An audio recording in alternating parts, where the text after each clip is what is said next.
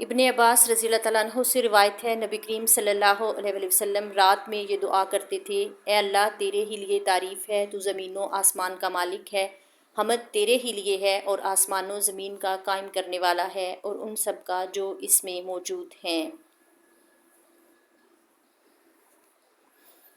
تیرے ہی لیے حمد ہے، تو زمین و آسمان کا مالک ہے، تیرا قول حق ہے اور تیرا وعدہ سچ ہے، اور تیری ملاقات سچ ہے، اور جنت سچ ہے اور دوزخ سچ ہے اور قیامت سچ ہے۔ اے اللہ، میں نے تیرے ہی سامنے سر جھکا دیا اور میں تجھ ہی پر ایمان لے آیا ہوں۔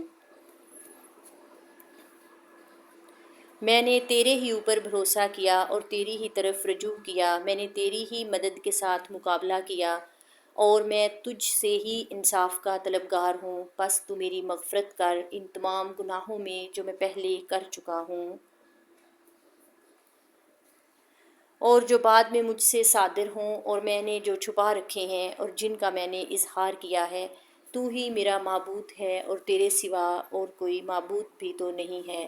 اور ہم سے ثابت بن محمد نے بیان کیا اور کہا کہ ہم سے سفیان ثوری نے پھر بھی یہ حدیث بیان کی، اور اس میں یوں ہے کہ تو حق ہے اور تیرا کلام بھی حق ہے۔ صحیح بخاری 7385۔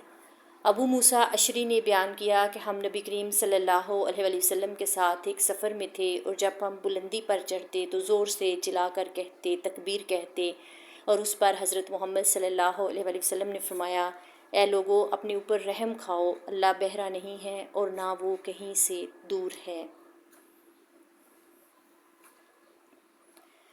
تم ایک بہت سننے، بہت واقف کار اور قریب رہنے والی ذات کو بلاتے ہو۔ پھر حضرت محمد صلی اللہ علیہ وسلم میرے پاس آئے، میں اس وقت دل میں لا حول ولا قوۃ الا باللہ کہہ رہا تھا۔ حضرت محمد صلی اللہ علیہ وسلم نے مجھ سے فرمایا: عبداللہ بن قیس، لا حول ولا قوۃ الا باللہ کہا کرو کہ یہ جنت کے خزانوں میں سے ایک خزانہ ہے۔ یا آپ نے فرمایا: کیا میں تمہیں یہ نہ بتا دوں؟ صحیح بخاری 7386۔